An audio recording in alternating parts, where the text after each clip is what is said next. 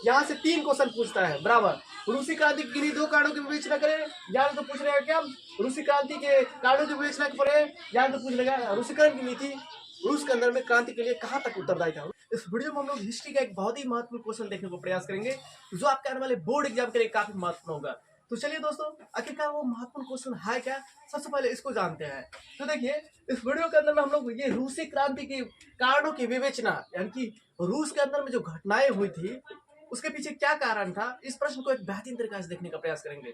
जैसा कि हम सभी जानते हैं कि किसी भी देश के अंदर में क्रांति ये क्यों आती है, किसी भी देश के अंदर में लोग आंदोलन क्यों करते हैं, तो आंदोलन के पीछे बहुत सारी वजह होता है। तो जब हम जानते हैं किसी भी देश के अंदर में, मान के चलिए अपने ही देश के अंदर में बार बार जो है कृषि बिल का विरोध क्यों किया गया, किसानों को लगा कि ये कृषि बिल, ये कृषि कानून हमारे लिए उतना लाभकारी सिद्ध नहीं होगा, आगे चल के इससे हम लोग को नुकसान होगा।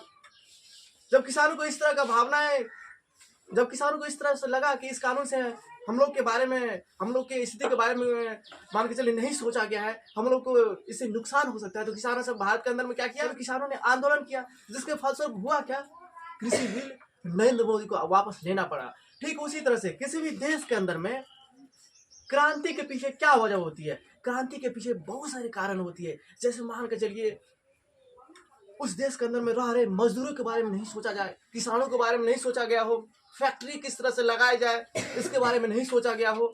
अगर ये सब मुद्दे पर, ये सारे कारणों पर अगर ठीक तरीका से कोई भी सरकार काम नहीं करेगा, कौन कौन से मुद्दे पर, अगर मान के चलिए किसी भी देश के अंदर में रह रहे किसानों की स्थिति के बारे में नहीं सोचा जाए, मजदूरों की स्थिति के बारे में नहीं सोचा जाए, सरकार किस तरह से काम कर रही है अगर उस बात पर नहीं देखा जाए, सरकार गलत तरीका से, गलत सलाहकार की वजह से अगर मान के चलिए देश के अंदर में गलत शासन थोपने का प्रयास कर रहा है, उस स्थिति में क्या होगा, क्रांति आएगा ही, बदलाव आएगा ही। क्रांति शब्द का मतलब ही होता है चेंज, परिवर्तन, बदलाव। अब भाई हम यहाँ पे बदलना क्यों चाहते हैं, बदलने के लिए प्रयास क्यों करेंगे, जब हमारे पास क्या होगी, कोई भी चीज का दिक्कतें होगी, परेशानियां होगी। इंसान बदलना क्यों प्रारंभ करता है, बदलना क्यों चाहता है, इसलिए चाहता है ताकि जो अभी मान के चलिए जर्जर स्थिति से, बद से बदतर स्थिति से गुजर रहे हैं, हम चेंज होंगे, हम अपने रूल रेगुलेशन में, हम अपने आदतों में परिवर्तन लाएंगे, तो उस जो जर्जर हमारा बद से बदतर स्थिति है उससे हम सुधर पाए, उससे हम निकल पाए, हमारी स्थिति बेहतर हो। इसलिए वहाँ पे क्या चाहते हैं लोग, क्रांति। ये रूसी क्रांति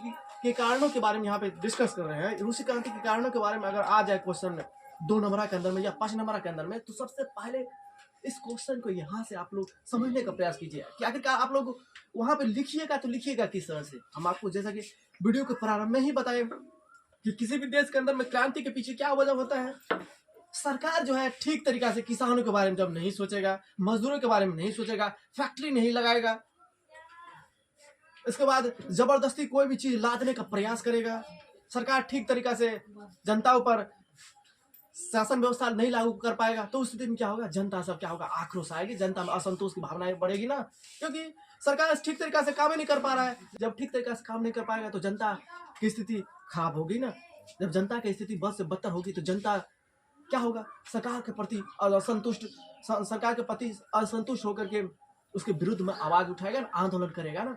किसी भी देश के अंदर में इसी तरह की घटनाएं होती है जिसकी वजह से क्या होता है, क्रांतियां होती है। ठीक उसी तरह से रूस के अंदर में भी इसी तरह का स्थिति देखने को मिला था, जिसकी वजह से क्या हुआ था, क्रांतियां हुई थी। क्रांति के पीछे क्या कारण है, क्रांति के पीछे पहला कारण देखिए, रूसी क्रांति के पीछे में पहला कारण क्या है, यहाँ देखिए, जार की निरंकुशता एवं अयोग्य शासन। निरंकुशता का मतलब क्या हुआ, 1917 ईस्वी पूर्व में रूस में रोमनोव राजवंश का शासन था। 1917 ईस्वी से पूर्व रूस में क्या था, रोमनोव राजवंश का शासन था। यहाँ पे देखिए, जार की निरंकुशता, इस टॉपिक को हम सबसे पहले आपको क्या कर रहे हैं, समझा रहे हैं।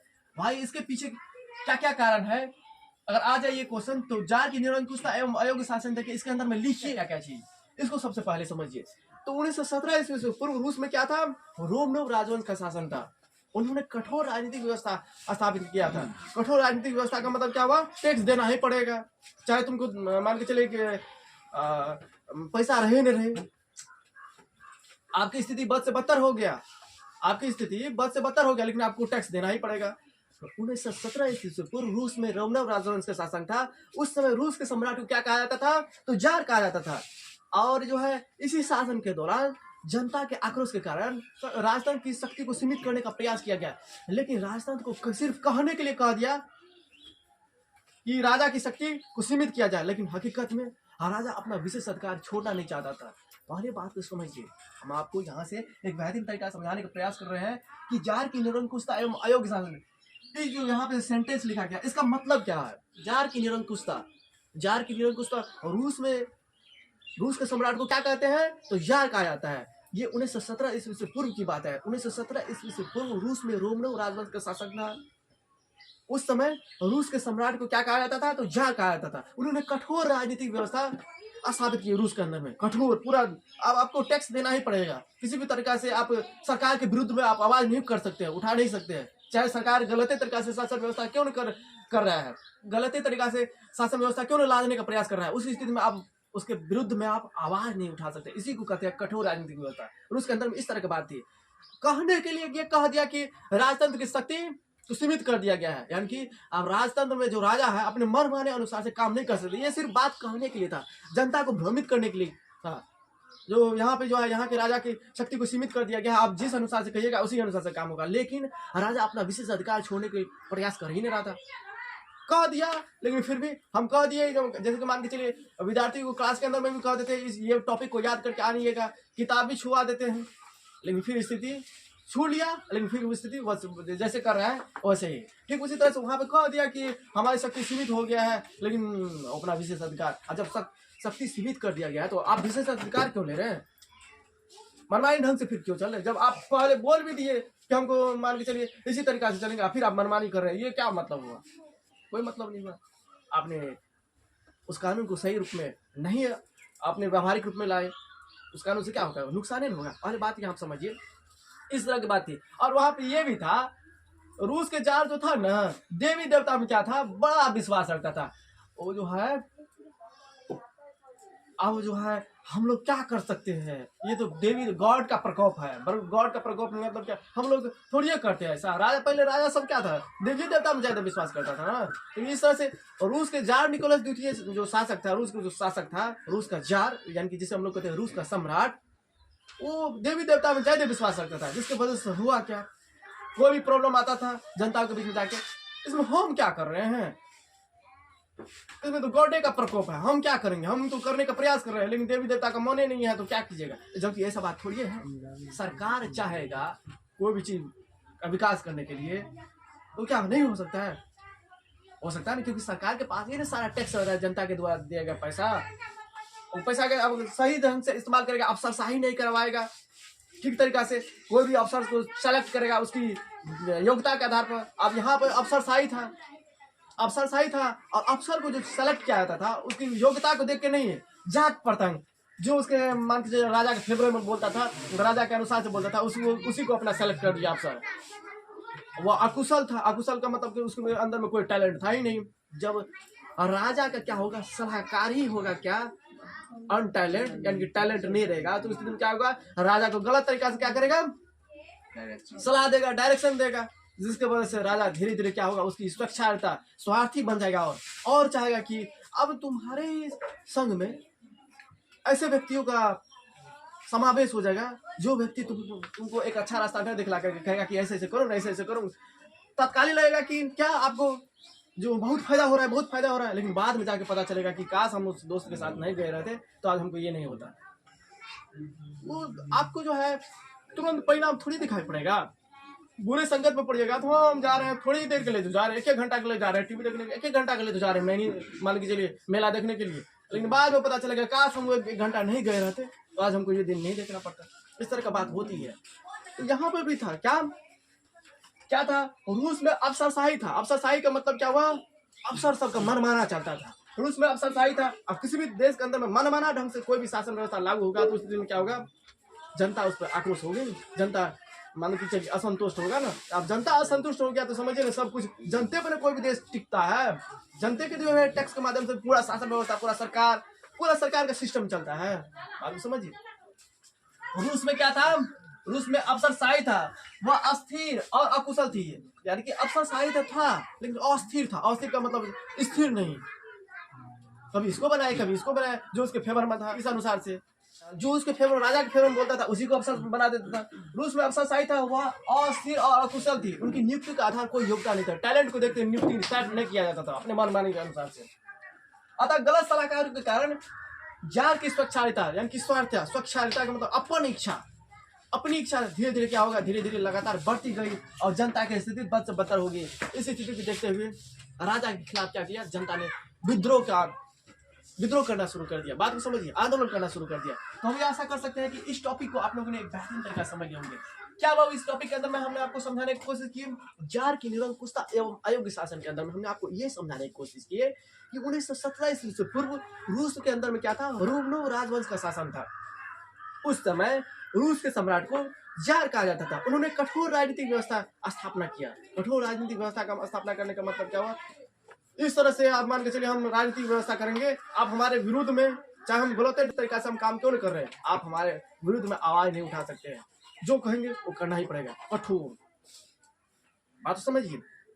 इसके साथ ही साथ उसी समय जो है लोगों के अंदर में ये लोगों के सामने में ये कहा गया कि जो रूसी राजतंत्र की शक्ति को सीमित कर दिया गया, लेकिन रूसी राजतंत्र को सीमित ये सिर्फ दिखावटी के लिए था। लेकिन फिर भी जो है रूसी राजतंत्र को सीमित करने के बावजूद भी रूसी जार, रूस के सम्राट अपनी विशेषाधिकार को छोड़ने के लिए चाहता नहीं था, वो अपना विशेषाधिकार लिया, यही हुआ था। बात को समझिए। अब ये एक बात क्या हुई, आप एक बात कह दिए कि राजतंत्र को सीमित कर दिया गया, राजा जो है मनमाने ढंग से नहीं कर सकता, राजा जो भी करेगा तो अपने जनता के भलाई के लिए काम करेगा। फिर आप कह रहे हैं कि हम राजा, अब ये भी बात बोल दिया कि हम हमको काम करेंगे, अब हम काम करेंगे जनता के हिसाब से। आप फिर भी ये भी कर रहे हैं कि हम अपना विशेष अधिकार नहीं छोड़ेंगे। विशेष अधिकार का मतलब, अब ये मतलब विशेष अधिकार का मतलब जो पहले कर रहे थे, हमारे पास जो पावर है उसको हम छोड़ नहीं सकते हैं। ये कहाँ से न्याय की बात हुई। एक तरफ आप कह रहे हैं कि हम अपनी पावर को सीमित कर दिया, एक तरफ कह रहे हैं कि हम अपने विशेष अधिकार को नहीं छोड़ेंगे। तो इसका मतलब ये कहने के लिए था, ये दिखावटी के लिए था, हकीकत में नहीं था। जार निकोलस द्वितीय जो था यहाँ का सम्राट, कहाँ का, रूस का सम्राट, उसको देवी देवता में ज्यादा विश्वास था। उसको जनता के सुख दुख के बारे में कोई कतई चिंता ही नहीं था, साफ ही था। नहीं, जनता के बीच में क्या हो रहा है, किस तरह की समस्या है, उसको उसका ख्याल ही नहीं था। अब जनता के बारे में नहीं सोचा जाएगा, उसके सुख दुख के बारे में नहीं सोचा जाएगा, तो उसकी देश की स्थिति, जनता में असंतोष की भावना है, जनता दुखी होगा ना, पीड़ित होगा ना। किसी भी देश के अंदर में अगर इसी तरह का बात होते रहेगा तो वहाँ पे क्या होगा, सरकार के प्रति, सरकार के विरुद्ध में आवाज उठाया जाएगा ना। क्योंकि कोई भी सरकार का कर्तव्य क्या होता है, जनता की स्थिति को बेहतर बनाना, उसके अंदर में किस तरह से रोजगार आए, उसके अंदर में किस तरह से कुशलता आए, टैलेंट आए, सारे चीज के बारे में, जनता के बारे में सोचा जाना चाहिए सरकार के द्वारा। सरकार किस तरह से अगला कदम उठाए ताकि जनता को ज्यादा से ज्यादा फायदा हो। सरकार को इसलिए नहीं चुनता है, हम क्यों चुनते हैं, एक वार्ड सदस्य को ही हम लोग किस बात को ध्यान में रख के चुनते हैं, ताकि ये वार्ड का सदस्य बनेगा, ये प्रमुख व्यक्ति वार्ड का सदस्य बनेगा तो ये हम लोग के दुख का निवारण करेगा, इसलिए हम लोग सेलेक्ट करते हैं। लेकिन यहाँ पे जार निकोलस द्वितीय को किसी प्रकार का क्या था, सुख दुख का कोई प्रकार का, जनता के बीच में क्या चल रहा है, क्या सुख दुख है, उसका कोई मतलब ही नहीं था, कोई ध्यान ही नहीं था। देवी देवता में जो विश्वास करेगा, हम थोड़ी कर रहे हैं इस तरह का बात, ये तो गॉड कर रहा है, हम तो जो करने का प्रयास कर रहे हैं, हम तो हमारे बस में जो है वो तो हम करने का प्रयास कर रहे हैं। देवी देवता हम ज्यादा विश्वास करता है। गाँव घर के अंदर में ढोंगी जैसे होता है ना, ढोंगी बाबा सब उसी तरह का था। और जब इस तरह का आदमी ज्यादा हो जाएगा क्या होगा, इस तरह का रोजे हो जाएगा देवी देवता में विश्वास करने वाला, तो क्या होगा, उस देश का कुछ नहीं हो सकता है, उस देश के बारे में आप कुछ नहीं कर सकते, कभी तरक्की नहीं करेगा। देवी देवता थोड़ी करता है, मनुष्य के क्रियाकलाप के आधार पर आप मान के चलिए, कोई स्टूडेंट को ही देखिए, कोई स्टूडेंट को मतलब कि क्या चलिए, अगर वो मेहनत नहीं करेगा, आप कहेगा कि हम तो मेहनत करने का प्रयास, ये सिर्फ दिखावटी के लिए कहेगा, हम तो सारी चीज को करने का प्रयास कर रहे हैं। अब भगवान का इच्छा था हमको ये चीज पास नहीं करवाने का, किस्मत का हमारा किस्मत ने साथ दिया। अरे बाप रे बाप, तूने मेहनत तो किया नहीं। मेहनत भी क्या होता है, किस्मत का हाथ को बदल देता है। मेहनत बहुत एक सकारात्मक चीज है। ऐसा कहा जाता है, लोगों के बीच में हम लोग अक्सर सुनते हैं कि मान के चलिए हमारा किस्मत साथ नहीं दिया, हमको ये नहीं हुआ, इस वजह से कारण से देवी देवता, हमारा जो है भगवान की इच्छा नहीं था, भगवान जो लिख देता है ना, लिखले में नहीं था, इस तरह से सुनते हैं। हमारे कपाल हमारे नसीब में था ही नहीं। अरे तुम्हारे नसीब में था, लेकिन तुमने उस पर मेहनत नहीं किया। मेहनत नसीब को और किस्मत को भी बदल देता है। तो इस तरह की बात यहाँ के राजाओं में नहीं थी, जिसकी वजह से क्या हुआ, जनता की स्थिति बद से बदतर होती गई। अगर जनता की स्थिति बद से बदतर होती गई, जनता ने फिर राजा के खिलाफ विद्रोह का ऐलान कर दिया और राजा के विरुद्ध में आंदोलन, कई तरह का आंदोलन होने लगे। तो हम ये आशा कर सकते हैं कि जाट निरंकुशता एवं अयोग्य शासन में आपको क्या लिखना है, उसे हम यहाँ पर लिखा भी है, इसको आप लोगों ने एक बेहतरीन तरीका समझ लोगे। क्या लिखे हैं यहाँ पे? रूस में अफसरशाही था, वह अस्थिर और अकुशल थी। अस्थिर, स्थिर नहीं था, अस्थिर और अकुशल थी। उनकी नियुक्ति का आधार कोई योग्यता नहीं था। जो भी अफसरशाही था, जो भी अफसर था, उसको किस आधार पर सेलेक्ट किया जाना चाहिए, उसका कोई नियुक्ति का आधार नहीं था। अरे जस पतंग जो आए, जो हमारे फेवर में जयदेव बोल रहा है, जिसको मनमानी तरीका से, जो मनमानी तरीका से काम कर सकते हैं, उसको अपने अंदर में ले लिया। जब उस इस तरह का बात होगी तो क्या होगा? तो अफसर सब जो होगा राजा को गलत सलाह देगा, तब क्या होगा? राजा का और स्वार्थी मनोवृत्ति धीरे धीरे बढ़ने लगेगा। जब राजा खुद स्वार्थी हो जाएगा तो प्रजा के बारे में कब सोचेगा? देखो, रूस में अफसरशाही था, वह अस्थिर और अकुशल थी। उनकी नियुक्ति का आधार योग्यता नहीं था। अतः गलत सलाहकारों के कारण जार की स्वच्छता बढ़ती गई, यानी कि अपनी इच्छा बढ़ती गई। यहाँ पर लिख सकते हैं, जार की अपनी इच्छा बढ़ती गई और जनता की स्थिति बद से बदतर होती गई। ये पॉइंट लिख देंगे। फिर इसके बाद देखिए, कृषकों की दयनीय स्थिति। रूस में कृषक दास प्रथा खत्म हो भी गया, लेकिन फिर भी इसकी स्थिति सुधरी नहीं। कृषक दास प्रथा का मतलब क्या हुआ? पहले रूस के अंदर में क्या करता था? सभी किसानों के अंदर में गुलाम बना लिया जाता था, गुलाम की तरह काम करना पड़ता था। अब राजा के यहाँ, किसी के यहाँ, किसी बड़े बड़े मालिक के यहाँ जीवन भर उसका गुलामी कीजिए, जीवन भर उसका देख रेख कीजिए, खेती बाड़ी देखिए। लेकिन जिसके चलते क्या हुआ, कुछ के अंदर में कृषि दास प्रथा को खत्म कर भी दिया गया, लेकिन फिर भी क्या हुआ? उसकी स्थिति में सुधार नहीं हुआ। यहाँ देखिए क्या लिखे है, कृषकों की दयनीय स्थिति। यहाँ के अधिकांश लोग, यानी कि बहुसंख्यक लोग खेती बाड़ी किया करते थे और उनसे ही अपना जीवन यापन किया करते थे। रूस के अंदर में कृषि दास प्रथा को खत्म करने के बावजूद भी, रूस के अंदर में कृषि दास प्रथा को खत्म करने के बावजूद भी किसानों की स्थिति में कोई सुधार नहीं हुआ। उनके खेत बहुत छोटे थे, जिस पर वे पुराने ढंग से खेती किया करते थे। पुराने ढंग से मतलब कि पारंपरिक खेती किया करते थे, क्योंकि उसके पास पूंजी का अभाव था ना। भाई करता तो करता क्या? अब सरकार पर इस पर ध्यान देना चाहिए। इस जनता को किस तरह से लोन दिया जाए, जनता को किस तरह से अत्याधुनिक मान के चलिए खाद का, उर्वरक का, सिंचाई का व्यवस्था किया जाए, ताकि ज्यादा से ज्यादा मान के चलिए खेती बाड़ी हो। तो सरकार इस पर ध्यान दिया नहीं। किसानों को दयनीय स्थिति। किसी भी देश के अंदर में इस यही तरह का बात होता है। किस तरह का बात? सरकार वहां पर ठीक तरीका से काम नहीं करेगा, इसका मतलब क्या हुआ? जार की निरंकुशता एवं अयोग्य शासन, यानी कि किसानों के बारे में नहीं सोचेगा, मजदूर के बारे में नहीं सोचेगा, औद्योगिक फैक्ट्री नहीं लगाएगा और जबरदस्ती कोई भी नीति थोपने का प्रयास किया जाएगा, तो वहां पर क्या होगा? किसी भी देश के अंदर में क्रांतियां होगी। सरकार के विरुद्ध क्या होगा? आंदोलन, कई तरह का आंदोलन चलना प्रारंभ कर देगा। इसे जब जनता एक बार आक्रोश हो गया, सत्ता को खाद पुकार फेंक करके आपको भगा देगा कोई भी सरकार को। यहाँ देखिए, कृषकों की दयनीय स्थिति में क्या लिखेंगे बाबू? यहाँ का अधिकांश लोग खेती बाड़ी किया करते थे, यानी कि रूस के बहुसंख्यक लोग कृषक ही थे। यहाँ पर कृषि दास प्रथा को खत्म करने के बावजूद भी, यहाँ पर कृषि दास प्रथा को खत्म करने के बावजूद भी यहाँ की स्थिति में कोई, यहाँ के किसान की स्थिति में किसी प्रकार का सुधार नहीं देखने को मिला। लेकिन सुधार नहीं है। उनके खेत बहुत छोटे छोटे थे, जिन पर वे पुराने ढंग से खेती किया करते थे। उसके पास पूंजी का अभाव था, पूंजी का अभाव था खेती बाड़ी करने के लिए। बार बार वो कर्ज लेता था, धीरे धीरे वो कर्ज के बोझ में, कर्ज के जाल में फंसता गया, जिसके फलस्वरूप किसानों ने भी आंदोलन को एक रास्ता चुना। क्यों? क्योंकि किसान अपने आंदोलन, कोई भी इंसान सरकार के विरुद्ध में आंदोलन करके ही ना अपनी मांग को मांगा जा सकता है। आंदोलन नहीं कीजिएगा तो कैसे आप सरकार भी कैसे समझेगा? अब मान के चलिए अपने ही देश के अंदर में सरकार सब क्या कहता था? मोदी सरकार नौकरी को खा ही रहा था, बढ़िया से खा ही रहा था। बिहार सरकार भी नौकरी दे ही नहीं रहा था। तो यहाँ के स्टूडेंट सब क्या किया? अपना यूनियन का पावर दिखाया ना, इतना ट्वीट किया कि उसको नौकरी देना ही पड़ा। यहाँ पर भी कई तरह के आंदोलन देखने को मिले 2023 के अंदर में और 2024 ईस्वी के अंदर में। और यहाँ पर आंदोलन होता है क्या?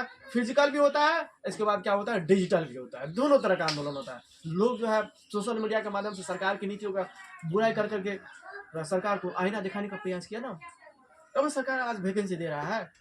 तो दे पाता। यही होता है लोकतंत्र की पावर और स्टूडेंट की पावर। किसी भी देश के अंदर में अगर जनता पावरफुल है, जनता समझ रहा है कि हमको इससे किस तरह से काम करवाना है, तो समझिए ना, सरकार को झुकना ही पड़ेगा। क्यों? व्यवस्था है। अगर नहीं झुकेगा तो अगले साल उसको तो लपेटा में ले लेगा, चुनाव में उसको वोट ही नहीं करेगा, और नहीं वोट करेगा तो पावर में आएगा कभी। बात समझिए। कृषकों की दयनीय स्थिति हम किस तरह अनुसार से समझा रहे हैं, समझिए। और फिर उसको क्या कीजिएगा? अपने मन के अनुसार से लिखने का प्रयास कीजिएगा, तब आपकी स्थिति बेहतर से बेहतर की ओर होगा ना। रूस में कृषक दास प्रथा खत्म समाप्त कर दी गई, लेकिन इससे किसानों की स्थिति में कोई सुधार नहीं हुआ। उनके खेत बहुत छोटे छोटे थे, जिस पर वो पुराने तरीका से खेती करते थे। उसके पास पूंजी का अभाव था।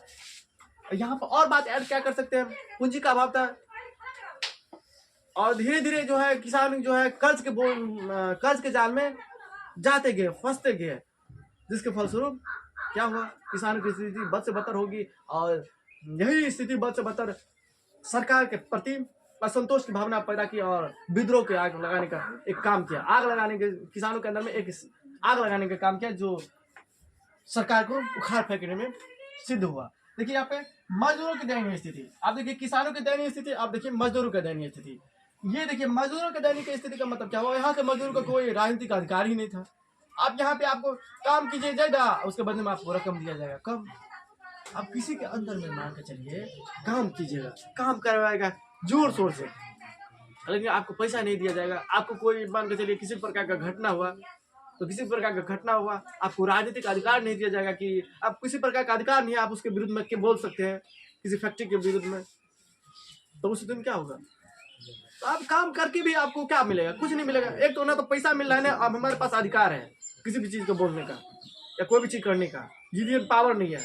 हम यहाँ पे सरकार के प्रति या फैक्ट्री के प्रति या किसी के जिसके यहाँ काम करे उसके प्रति कुछ बोल सकते हैं, तो क्या होगा, मजदूर सबका मनोभावना, मजदूर सबका मनोस्थिति चेंज होगा ना, लॉ होगा ना। एक तो हम काम कर रहे हैं, सारा कुछ देख रुक रहे हैं, एक पैसा कम दे रहा है, दूसरा क्या है, हमारे पास कोई अधिकार ही नहीं है। अधिकार नहीं का मतलब क्या, हम ये बोल भी नहीं सकते हैं क्या आप हमसे इतना काम करवा रहे हैं, आप पैसा इतना ही कम दे रहे हैं, जितना काम उतना पैसा, इस तरह का बात बोल भी नहीं सकते हैं। तो ये मतलब कि मनस्थिति उसका गिरेगा ना। और जहाँ पर कहा जाता है किसी भी जनता के, किसी भी पब्लिक का अगर मनस्थिति कमजोर हो गया वो कुछ नहीं कर पाएगा। जिसका मनस्थिति मजबूत है, मन पर कंट्रोल है, वो दुनिया को हासिल कर सकता है ना। देखिए यहाँ पे मजदूरों की दयनीय स्थिति, रूस में मजदूर अत्यंत दयनीय था, उन्हें अधिक काम करना पड़ता था, उनकी मजदूरी कम थी, उसके साथ दुर्व्यवहार किया जाता था, मजदूरी कम थी उसके साथ दुर्व्यवहार भी किया जाता था ना। ना कोई उसका आदर की, मजदूर को कौन आदर करता है, जबकि मजदूर को आदर किया जाना चाहिए। उसको कहेगा लोग सब क्या, फल्ला लेबर को नहीं बुलाया, रे लेबर मजदूर कहते हैं, थोड़ा बुरा शब्द लगता रहता है, मतलब उसको क्या कहिए, सहयोगी, कितना आदर भाव लगेगा उसको, कितना अच्छा, जिसके यहाँ पे काम करेगा तो अच्छा से काम करेगा, सहयोगी। हम लोग कहते हैं मजदूर को नहीं बुलाया रे, लेबर को नहीं बुलाया रे, उससे क्या उसके मन में पड़ता हुआ है, क्या उसको एहसास होता है, हम मजदूर है, हम लेबर है, हमको इस तरह से संबोधित करता है लोग, इस तरह से नहीं होगा। अब वही शब्द के बदले में हम सहयोगी कह दीजिएगा, कितना अच्छा लगेगा उसको, है हमको सहयोगी का, दिल से काम करेगा। तो देखिए यहाँ पे रूस में मजदूर की स्थिति, यहाँ देखिए रूस में मजदूर की स्थिति अत्यंत दयनीय थी। रूस में मजदूर की स्थिति अत्यंत दयनीय थी, उन्हें अधिक काम करना पड़ता था और उसकी मजदूरी कम थी। अधिक काम करने के बावजूद भी क्या था, उसकी मजदूरी कम थी, उसके साथ दुर्व्यवहार किया जाता था, अतः वे संतुष्ट नहीं थे। क्या, जब दुर्व्यवहार कीजिएगा, मजदूरी कम दीजिएगा तो क्या होगा, असंतुष्ट होगा ना। उसको कोई राजनीतिक अधिकार भी नहीं था, उसके विरुद्ध में सब मजदूरी कम दे रहे हैं, हमारे साथ दुर्व्यवहार हो रहा है, हम उसके खिलाफ में बोल भी नहीं सकते थे, इस तरह की बात थी। तो मजदूर के अंदर में भी असंतोष की भावना बढ़ी, जो एक विद्रोह का कारण बना, समझ गए ना। तो हम ऐसा कर सकते हैं, तीसरा टॉपिक भी आप लोगों ने एक बेहतरीन तरीका समझ होंगे ना। मजदूर को कोई अधिकार नहीं दिया गया था, मजदूर को मान के चलिए उसके साथ दुर्व्यवहार होता था, कोई अधिकार नहीं था कि उसके विरुद्ध में कोई कुछ बोल सकता है, कोई भी मजदूर उसके विरुद्ध में, उसके यहाँ काम कर रहा है उसके बारे में बोल नहीं सकता। जिसके फलस्वरूप क्या हुआ, यही असंतोष की भावना सरकार के खिलाफ, राजा के खिलाफ एक विद्रोह बनकर उभरी। चलिए औद्योगिकरण की समस्या, औद्योगिकरण की समस्या। अब औद्योगिकरण फैक्ट्री उट्री नहीं लगेगा तो देश के अंदर में बेरोजगार की संख्या बढ़ेगी। नौकरी देने से बेरोजगारी को खत्म नहीं किया जा सकता है, कभी भी नौकरी दे करके बेरोजगारी को खत्म नहीं किया जा सकता है। बेरोजगारी को खत्म करने का एक तरीका क्या है, आप फैक्ट्री लगाइए। अपने बिहार को ही लो ना, बिहार के अंदर में आज क्या है, फैक्ट्री नहीं है, जिसके फलस्वरूप क्या है, यहाँ पे ज्यादा बेरोजगार लोगों की संख्या है। तब ना हम लोग जाते हैं दिल्ली, मुंबई, पंजाब। अगर यहीं पे फैक्ट्री लगा हुआ रहता तो उस दिन क्या होता है, लोगों को रोजगार बढ़ता है। और जहाँ पर ऐसा कहा जाता है, जहाँ पर रोजगार बढ़ती है तो वहाँ क्या होता है, भ्रष्टाचार भी कम होती है।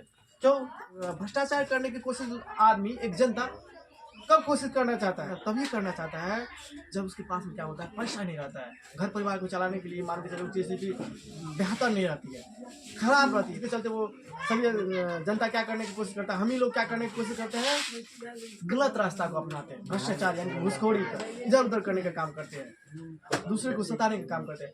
अब जब सभी लोगों के अंदर में क्या होगा, जब सभी लोगों की स्थिति बेहतर होगी तो थोड़ी जाएगा किसी को परेशान करने के लिए, गलत तरीका से पैसा कमाने के लिए नहीं जाएगा। आज लोग दारू क्यों बेचता है, हमारे बिहार के अंदर में दारू क्यों बेचता है? बिहार के अंदर में फैक्ट्री है नहीं। आज सभी स्टूडेंट के बारे में, सभी पब्लिक के बारे में नहीं कर सकते। कुछ लोगों का धारणा ही रहता है कि हमको गलत तरीका से काम करना ही है। ऐसी बात नहीं है। इसका मतलब कहिएगा कि यहाँ पर जो है फैक्ट्री लगा देगा तो गलत आदमी की संख्या घटेगी, लेकिन ये जो कहिएगा कि फैक्ट्री भी लगा दीजिए, कितना विद्यार्थी को क्या होता है, सब कुछ दे भी दीजिएगा, बुक भी ला दीजिएगा, सारा उसको संसाधन भी दीजिएगा, फिर भी बोल लेकिन वो पढ़ेगा नहीं। ऐसी बात है ये नहीं है कि मान के चलिए सब तरह का व्यवस्था कर दिया फिर भी जनता सुधर जाएगा। कुछ ऐसे जनता होता है, कुछ ऐसे लोग होते हैं जो कभी सुधरने वाले नहीं होते, चाहे उसको कितना भी सुधार क्यों नहीं दिया जाए ना। यहाँ देखिए औद्योगिकरण की समस्या में मतलब क्या हुआ, देखिए यहाँ पे लिखना है, रूस में राष्ट्रीय पूंजी का अभाव था।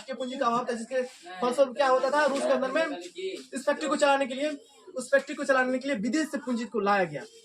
जब ये विदेश से पूंजी को लाइएगा तो विदेश से कहीं से पूंजी लाइएगा तो उसका मकसद क्या होता है, पूंजीपतियों का शोषण करना। रूस में क्या था, राष्ट्रीय पूंजी का अभाव था, इस कारण से फैक्ट्री को चलाने के लिए विदेशी पूंजी पर निर्भरता बढ़ने लगी थी धीरे धीरे, और विदेशी पूंजी यहाँ के क्या कर रहा था, शोषण कर रहा था। बात तो देखिए, हम यहाँ पे लिखा है तो बहुत कुछ बात है, लेकिन हम जो समझा रहे हैं पहले उस पर फोकस कीजिए, उस पर ध्यान दीजिए। क्या लिखेंगे बाबू, रूस में राष्ट्रीय पूंजी का अभाव था, जिसके फलस्वरूप एक नियमित रूप से चलाने के लिए विदेशी पूंजी पर हम लोग की निर्भरता, यहाँ के लोगों की निर्भरता धीरे धीरे बढ़ती गई, और विदेशी पूंजी क्या कर रहा था, शोषण का बढ़ावा दे रहा था, जिसके फलस्वरूप क्या हुआ, फैक्ट्री का विकास ही नहीं हो पाया। और जब फैक्ट्री का विकास नहीं हो पाएगा, फैक्ट्री विस्तार रूप में नहीं लगेगा तो लोगों को रोजगार नहीं मिलेगा, बेरोजगारी आएगी। जब देश के अंदर में अनएम्प्लॉयमेंट की संख्या जैसे बढ़ेगी तो बेरोजगार लोग सब सरकार के विरुद्ध में आएगा, है ना। बात समझिए।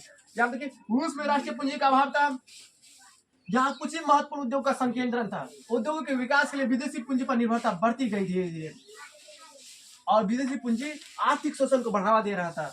हाँ, बात को समझिए, विदेशी पूंजी आर्थिक शोषण को बढ़ावा दे रहा था, जिसके फलस्वरूप क्या हुआ, बेरोजगारी की संख्या तो कम नहीं हुई धीरे धीरे। ये सब भी औद्योगिकरण की एक समस्या बन गया विद्रोह का कारण, कि आप फैक्ट्री क्यों नहीं लगा रहे हैं, ये भी एक समस्या बन गई विद्रोह के कारण। यहाँ के लोग को रोजगार नहीं मिल रहा है ना। इसके बाद देखिए 5वां कारण, रूसीकरण की नीति।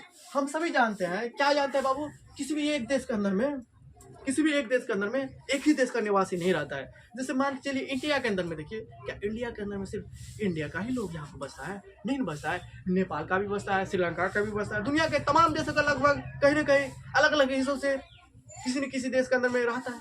क्या अपना देश का हिंदू या मुस्लिम सिर्फ इंडिया में ही बसता है, अलग अलग कंट्री में नहीं बसता है, सभी देश के अंदर में बसता है। तो यहाँ पे क्या था, रूस के अंदर में मुख्य रूप से क्या था, स्लाव जाति के लोग रहते थे। हम यहाँ पे आपको क्या समझाने की कोशिश कर रहे हैं, ये समझाने की कोशिश कर रहे हैं, किसी एक देश के अंदर में एक ही धर्म के लोग नहीं रहते हैं, तरह तरह के धर्म के लोग रहते हैं, तरह तरह की भाषाएं बोलने वाले लोग रहते हैं, अलग अलग धर्म के लोग, अलग अलग भाषा, अलग अलग रस्म रीति रिवाज को मानने वाले अलग अलग जात के लोग रहते हैं ना। ये बात को तो आप कतई निराकार नहीं कर सकते, ये बात को आपको कतई आप मान के चलो अस्वीकार नहीं कर सकते कि किसी एक देश के अंदर में किसी एक देश के अंदर में उसी देश के आदमी रहता होगा, नहीं ना। रूस के अंदर में क्या था, अलग अलग धर्म के, अलग अलग रीति रिवाज के, अलग अलग जात के लोग रहते थे। रूस में मुख्य रूप से क्या था, स्लाव जाति के लोग रहते थे, लेकिन इसके अतिरिक्त फिन, जर्मन, पोल आदि जाति के भी लोग यहाँ पे बसते हुए थे। यहाँ के जो शासक था जार निकोलस द्वितीय, उस समय क्या किया, जनताओं पर जबरदस्ती रूसी संस्कृति, रूसी शिक्षा, रूसी रस्म रिवाज क्या किया, कहा उसको अडॉप्ट कीजिए। अब मान के चलिए हमारे देश के अंदर में आप मान के चलिए फ्रांस का आदमी आ जाएगा, जर्मनी का आदमी आ जाएगा, चीन का आदमी आ जाएगा, तरह तरह के देश के लोग हमारे देश के अंदर में आ गया, और उसको हम कहेंगे कि आज आए 10 दिन के अंदर में आपको हिंदी सीखना पड़ेगा, 10 दिन के अंदर में आपको हिंदी में बात करना पड़ेगा, तभी आप यहाँ पर रह सकते हैं, अन्यथा नहीं रह सकते। तो उस दिन क्या होगा, वो क्या यहाँ पर रह पाएगा, विरुद्ध सरकार के विरुद्ध में कोई कदम उठाएगा ना। ठीक उसी तरह का बात वहां पर भी हुई थी, कहाँ पे, रूस के अंदर में होती है। रूस के अंदर में मुख्य रूप से स्लाव जाति के लोग रहते थे, इसके साथ ही साथ फिन, जर्मन, पॉल, इन सभी जाति को भी लोग रहते थे, अलग अलग कास्ट, अलग अलग धर्म के लोग रहते थे। तो अलग अलग धर्म के लोग रहते थे, उस पर क्या किया गया, रूसी जार के द्वारा जबरदस्ती शिक्षा संस्कृति रूसी भाषा लादने का प्रयास किया गया। अगर आपको हमारे देश के अंदर में रहना है तो रूसी भाषा में बात करना ही पड़ेगा। अब भाई आप यहाँ आए कुछ दिन आपको हमको ठहरने दीजिए, सारे माहौल को जानने दीजिए, सब परिस्थिति को देखने दीजिए, किस अनुसार से हमको चलना है। फिर इसके बाद आप कहिएगा 1-2 साल के अंदर में आपको कहिएगा हमको यहाँ पे मान के चलिए हमको यहाँ पर रहने का होगा, तो हम उस भाषा में जिस अनुसार से आप कह रहे हैं उसी अनुसार से हम चलेंगे। आए कुछ ही दिन के बाद कहिएगा कि हमारे रस्म रीति रिवाज जिस अनुसार से हम लोग हैं उसी अनुसार से रहिए, तो क्या ऐसा हो पाएगा? नहीं हो पाएगा। यही तरह का बात थी कहाँ पे, रूस के अंदर में। जार निकोलस द्वितीय द्वारा रूस के अल्पसंख्यक समुदाय पर रूसी भाषा, शिक्षा और संस्कृति लादने का प्रयास किया गया, तो रूस में क्या होगी, हलचल पैदा होगी, हलचल मच गई। सन 1863 ईस्वी में इस नीति के विरुद्ध पोलैंड ने विद्रोह किया, और जब विद्रोह किया इस विद्रोह को दबाने का प्रयास किया गया, जिसके कारण से क्या होगा, प्रजातंत्र पर जनता का विश्वास उठ गया। अरे भाई हम लोग जो है, हम लोग के बीच में समस्याएं आ रही है, हम लोग की स्थिति बद से बदतर हो रही है, और बस बदतर होने के कारण से हम आपके विरुद्ध में आवाज उठाएं, आपको चेंज करना चाहें कि आप हमारी स्थिति को देखिए, आप हमारी स्थिति को सुनिए, हमारा जो ये हाल है उसको ठीक कीजिए। अब हम लोग इसके विरुद्ध में आंदोलन कर रहे हैं, आप उसको दबाने का प्रयास कर रहे हैं। इसका मतलब क्या हुआ, आप राजा कहलाने योग्य नहीं है। राजा का मतलब क्या होता है, राजा का मतलब होता है प्रजा का ख्याल रखना। जब प्रजा का आप ख्याल ही नहीं रख पाइएगा तो आपको राजा बनाने का क्या फायदा है? इससे अच्छा हम अपना सरकार चुने, प्रजातांत्रिक सरकार। तो रूस के अंदर में जब सन 1863 ईस्वी में इस नीति के विरुद्ध जो विद्रोह की भावना उठी, विद्रोह करने चालू कर दिया लोगों ने, तो इस आंदोलन को क्या किया गया, जबरदस्ती इस आंदोलन को जबरन जो क्या किया गया, दमन करने का प्रयास किया गया। ये जो है आंदोलन की भावना जो उभरी, ये विद्रोह की जो भावना जो पनपी, इसको दबाने का प्रयास किया गया, जिसके फलस्वरूप प्रजा को राजा की शक्ति पर भरोसा नहीं रहा, राजा पर से विश्वास उठ गया। ये भी एक प्रमुख कारण था क्या, रूसी क्रांति के। तो हम आशा कर सकते हैं कि आप लोगों ने इसको बेहतरीन तरीके से समझ लिया होंगे। तो यहाँ से देखिए, यहाँ से 2-3 क्वेश्चन पूछा जा सकता है। पहला क्वेश्चन क्या पूछता है, शॉर्ट के अंदर में 2 नंबर के अंदर में, रूसी क्रांति के किन्हीं 2 कारणों की विवेचना करें। रूसी क्रांति के किन्हीं 2 कारणों की विवेचना करें, ये पहला क्वेश्चन हो गया। तो इन्हीं यहाँ मान के चलिए आपको इस तरह से क्वेश्चन पूछ देगा, तो यही 2 कारण लिख देंगे। या तो लॉन्ग के अंदर में पूछा जाएगा, दीर्घ उत्तरीय प्रश्न में पूछा जाएगा, तो कहेगा कि रूसी क्रांति के कारणों की विवेचना करें, तो आपको इतना लिखना पड़ेगा। और तीसरा कहता है कि रूसीकरण की नीति क्रांति के लिए कहाँ तक उत्तरदायी था, ये क्वेश्चन पूछा जाता है। रूसीकरण की नीति क्रांति के लिए कहाँ तक उत्तरदायी था, तो इसको हमने आपको एक बेहतरीन तरीके से समझाने का प्रयास किया कि रूस के अंदर में अलग अलग धर्म, अलग अलग रस्म रिवाज, अलग अलग जात के लोग रहते थे। यहाँ मुख्य रूप से स्लाव जाति के लोग रहते थे। इसके अतिरिक्त फिन, जर्मन, पोल आदि जाति के लोग भी रहते थे। रूस के अल्पसंख्यक समुदाय पर जार निकोलस द्वितीय के द्वारा जबरदस्ती रूसी संस्कृति, शिक्षा, रस्म रिवाज लादने का प्रयास किया गया, जिसके फलस्वरूप वहाँ के जनताओं ने, वहाँ की पब्लिक ने सरकार के विरुद्ध अपना एक कदम उठाने का प्रयास किया। करेगा ना, अब आए किसी देश के अंदर में जबरदस्ती कहिएगा हिंदी भाषा सीखिए, मैथिली भाषा सीखिए, भोजपुरी भाषा सीखिए, इस तरह का बात कीजिएगा तो क्या होगा, जनता के मन में असंतोष की भावना पनपेगी ना। यही हुआ नहीं यहाँ पे। रूसीकरण की नीति का मतलब क्या, रूस में गलत तरीका से नीति का मतलब क्या हुआ, नियम कानून लागू किया गया, जबरदस्ती शिक्षा संस्कृति रूस के अंदर में अल्पसंख्यक समुदाय को ऊपर लादने का प्रयास किया गया, जिसके फलस्वरूप क्या हुआ, उसके मन में असंतोष की भावना पनपी, राजा के प्रति विद्रोह की भावना उठने लगी। और जब राजा के प्रति विद्रोह की भावना उठी, आंदोलन में गया, तो उसको दबाने का भी प्रयास किया गया, दबाने का भरपूर प्रयास किया गया, जिसके फलस्वरूप प्रजातंत्र पर भरोसा उठ गया, और प्रजा के तंत्र के जिस फलस्वरूप राजा पर भरोसा उठ गया। ये राजा कहलाने योग्य नहीं है। हम लोग की समस्या को देख ही नहीं रहा है, और जब हम लोग समस्या अपनी मांग कर रहे हैं आंदोलन की तरह, आंदोलन के जरिए, तो उस आंदोलन को भी उन्होंने दबाने का प्रयास किया। ये कहाँ की न्याय बात है, हमारे सामने में इस तरह की समस्याएं घट रही है, हमारे देश की स्थिति बद से बदतर हो रही है, और उसको सुधारने के लिए हम लोग आंदोलन कर रहे हैं। उस आंदोलन को भी ये क्या कर रहा है, दबाने का प्रयास कर रहा है। इसका मतलब क्या हुआ, तुम स्थिति को सुधारने का प्रयास नहीं कर रहे हो, तुम ये चाहते हो कि हमारे देश की स्थिति ऐसे नहीं रहे, हम लोग जर्जर, हम लोग की स्थिति बद से बदतर होते ही रहे, और तुम लोग अपना मौज उठाओ, क्योंकि तुम्हारे पास तो विशेष अधिकार है, तुम्हारे पास तो सारा टैक्स का कलेक्शन जाता है। राजा के बारे में बोल रहे तुम लोग को तो घर परिवार को क्या दिक्कतें आएगी, ऐसा आप जी रहो, हम लोग यहाँ पे क्या कर रहे हैं, मर रहे हैं। तो हम ये आशा कर सकते हैं कि आप लोग इसको एक बेहतरीन तरीके से समझ लिए होंगे। यहाँ से 3 क्वेश्चन पूछता है बराबर, रूसी क्रांति के किन्हीं दो कारणों की विवेचना करें। यहाँ तो पूछ रहे हैं क्या रूसी क्रांति के कारणों की विवेचना करें, यहाँ तो पूछ लगा रूसीकरण की नीति रूस के अंदर में क्रांति के लिए कहाँ तक उत्तरदायी। तो हम आशा कर सकते हैं कि आप लोगों ने इन तीनों क्वेश्चन को एक बेहतरीन तरीके से समझ लिया होगा। तो चलिए दोस्तों, फिर मिलेंगे नए वीडियो में नए कंसेप्ट के साथ।